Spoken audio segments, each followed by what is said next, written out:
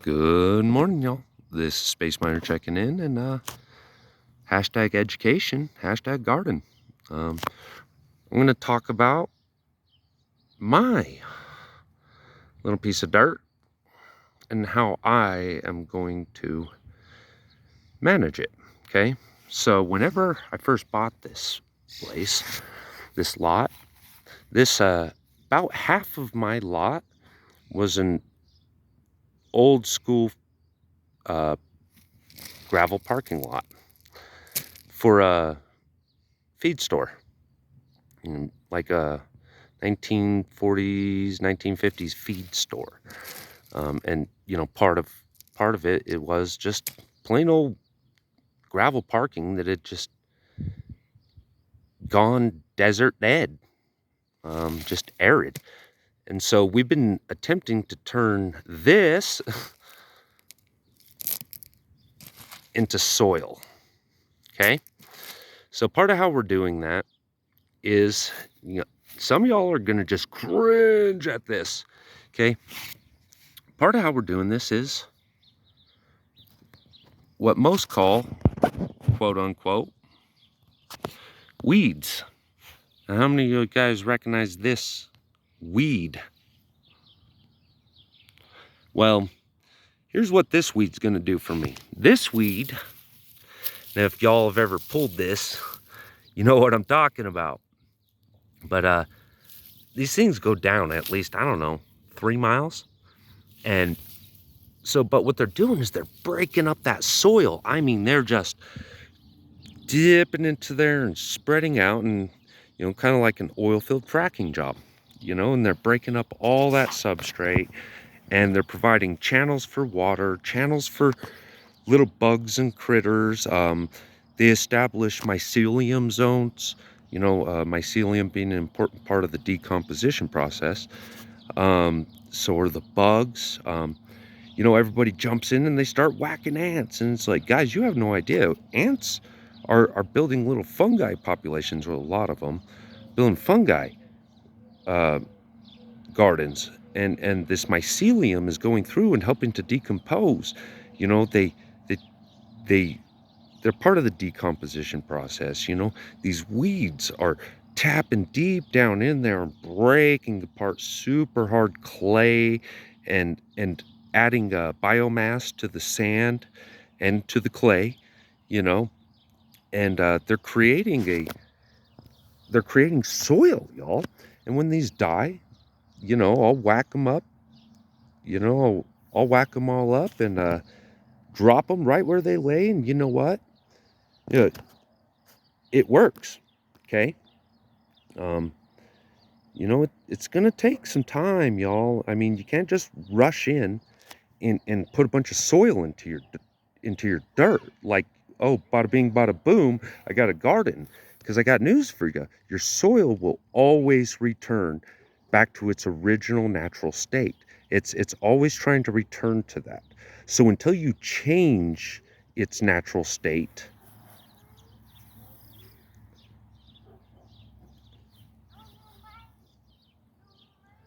you see what I'm saying? Until you change that, dirt is all it'll return to. So that being said, there are some you don't want. There's some like goat heads. This place was absolutely loaded with goat head. So I had to come in, hand pick every stupid goat head that I could find. And then I came in and I dumped tons of grass, because guess what goat heads don't grow well in? Grass. Okay? And guess what grass is doing? It's breaking up my soil. It's providing biomass. Every time it dies, there's some nitrogen and all the different moving and non-moving minerals. And so the game here is, you gotta get some biomass. You gotta break up your soil. You gotta establish an ecosystem, a niche. Okay? Everybody like runs in and they pluck these when these are little, and I'm like, all right, first off, those are pretty yellow flowers. The butterflies love them. The moths love them. Ladybugs eat off of them. Praying mantises chill on them. They get huge. I mean, these guys will go up, and I mean, if you take care of them, you can get them to grow, 8, 9, 10 feet tall. Well, that's also shade. If you live in the desert, you know the importance of shade. That's also shade. It's shade helping your ground stay a little cooler, less evaporation. Um, so, but like I said, there are some noxious. Now, this right here is a Silver Leaf Nightshade. Okay, look.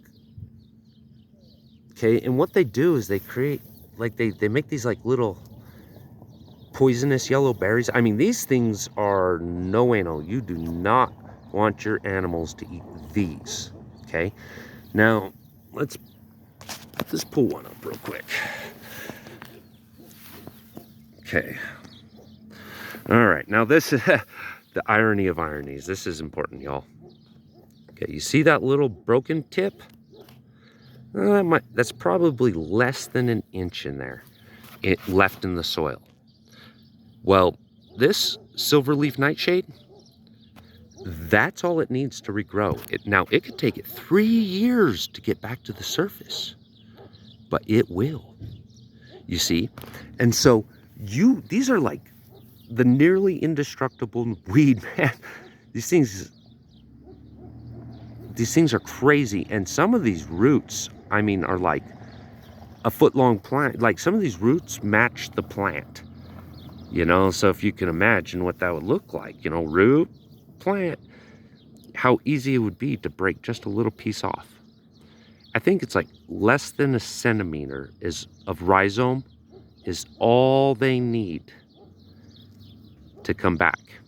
So, Space Miner's I do not believe in poisons. I will not endorse poisons. I believe in a very natural method of mitigation. So what I'm doing is the choke out, okay? Now, I'm sure there's other guys got names for it or whatever, but Space Miner calls it the choke out method. You come in here and you drop just tons of seed, way more than the bags suggest. I mean, lay it down. The bird's going to eat half of it anyways. Let whatever weird... Let's see if we can get that. All right, you see that in there? These ones, they look a little bit different. They make little purple flowers and stuff. Let them grow, because you know what? On their way up, they're choking stuff out. They're taking nutrients away from the nightshade. So you pull a little bit of nightshade out, boom. And now most of the ground's energy is going to be taken by this, okay? This will create a thick canopy, which will make it more difficult for these things to grow up. All right, I really got to stop pulling these so sloppy, but I'm just making a point. So, anyways, and then you just throw it up top for the sun to bake it, and you got biomass. You got some nutrients going back into the soil, and while it lays here, you got a little bit of shade being provided for the ground. And this is the hard work method. Okay, now you see these guys are like little vines. Okay, let them grow, because those little vines are going to start choking out that nightshade. See? I mean, they'll choke the grass, they'll choke the nightshade. These little vines crawl up everything. I don't know if y'all can see that, but it's climbing up a piece of grass. I mean, I see it every now and then climbing up this nightshade. But, so, yeah, there it is, rhizome drop. Damn. So anyways, that's just a little secret and a tip for some natural restoration and mitigation of bare frickin' desert dirt. I mean, worse than desert dirt. Remember, guys, this was a gravel parking lot. You know, no. And so if you ever want to take care of it, hey, look, there we go. Let me see if I can focus on that for y'all. All right. Now, if you look carefully right here, let's just do it like that. See? Look at that guy go. He's taking energy from the silver leaf, you know, through the root system. He's choking this guy off. He's making it very difficult. He's making this guy's life very difficult. Okay? So that means that the vine, look at it choking out the grass. That's funny. But you just let them compete for their own little ecosystem, you know? Just let them compete. Let them compete. Pull a couple of those. Let them drop. I'll just leave them here, man. I'm telling you. And that's all you can do for the Silver Leaf Nightshade. That's all you can do. That's your best game right there. You know? That milk thistle coming up. Got a bunch of those coming up. I like these. I let them stay all the way. Yes, I do. Those are flowers to me, guys. You go ahead and pull them and get your hands full of thorns. I'm going to let them break up the ground, provide channels for the water, channels for the bugs, an ecosystem for the mycelium growth. I'm going to let it drop dead and provide my nitrogen and my biomass. I'm going to let it provide the shade to my ground to retain my moisture and prevent wicking and evaporation.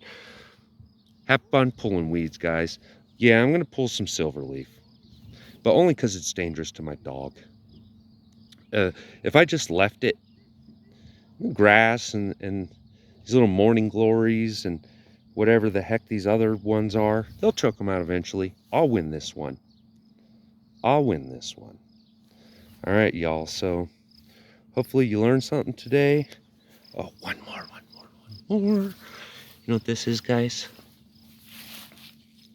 I mean, besides dying at the end of its run, this is natural rhubarb. Look at that. Completely natural, wild rhubarb. It already went to seed. Look at that. Here, let's get some of that. Let you see it. All right, last one, and I promise I'll let y'all go. See all that? Poof. Gardening. All right, guys, for real, this was fun. I had fun.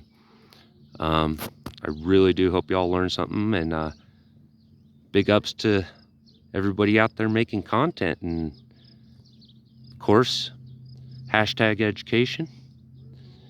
And I suppose that's it. Hi, baby boy. All right, gotta let you go. Bye.